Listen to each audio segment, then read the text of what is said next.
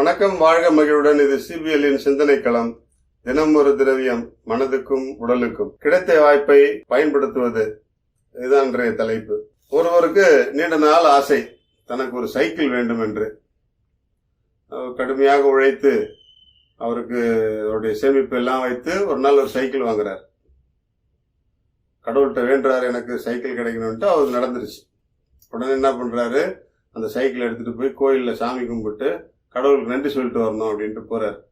வேகமாக போயிட்டு கோயிலுக்கு முன்னாடி சைக்கிளை நிப்பாட்டிட்டு உள்ளே போய், கடவுளே உங்களுக்கு நன்றி, கடவுளே எனக்கு உடைய வேண்டுதலை ரொம்ப நாளாக கேட்டு எனக்கு ஒரு சைக்கிள் கிடைக்க ஏற்பாடு பண்ணியிருக்கீங்க, ரொம்ப நன்றி அப்படின்னு சொல்லிட்டு உருக்கமாக சொல்றாரு.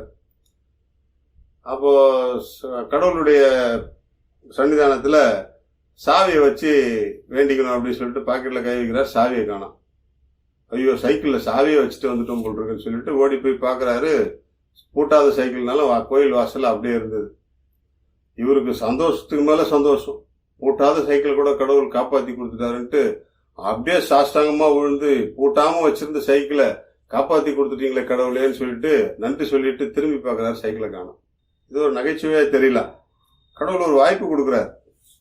இயற்கை நமக்கு ஒரு வாய்ப்பு கொடுக்கிறது. அந்த வாய்ப்பை நாம் சரியாக பயன்படுத்திக்கணும். ஒரு தடவை தப்பு பண்ணிட்டோம், அதை சரி பண்ணிட்டு அடுத்த தடவை தப்பு பண்ணாமல் இருக்கணும் இல்லையா?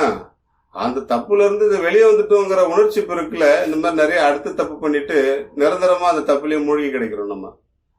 இதனால உண்டாகக்கூடிய பாதிப்புகள்ல இருந்து வெளியே வர்றதுங்கிறது மிக சிரமம், மிக கடினம்.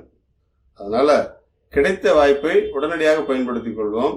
அந்த வாய்ப்பிலிருந்து அந்த வாய்ப்பை தவற விட்டு பின்னாடி புலம்புறதுல எந்த அர்த்தமும் கிடையாது.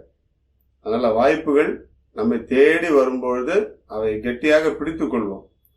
அல்லது நாம் வாய்ப்பை தேடி செல்லும் பொழுது அவை நெருங்கி வர அவற்றை நாம் பயன்படுத்திக் கொள்வோம். வாய்ப்புகள் ஒரு முறைத்தான் வரும், ஒவ்வொரு முறையும் அல்ல. இதை நாம் மனதில் இருத்தி கொண்டு நன்றாக வாழ்ந்து மகிழ்ந்து நம்முடைய சமுதாயத்திற்கு நன்மை செய்வோம். வாழ்க மகிழ்வுடன். இன்றைக்கு ஒரு பழம், சப்போட்டா பழம். அதிகமாக இனிப்பு சுவை கொண்ட பழம், பால் சத்து நிறைந்த பழம். இந்த பழத்தை நாம் சாப்பிடும்பொழுது பெரும்பாலும் அந்த சப்போட்டா பழத்தினுடைய தோலை நீக்கிவிட்டு தான் சாப்பிடுவோம். ஆனால் உண்மையில் அந்த சப்போட்டா பழத்தை நீரில் அலசிவிட்டு தோலோடு சாப்பிடுங்க.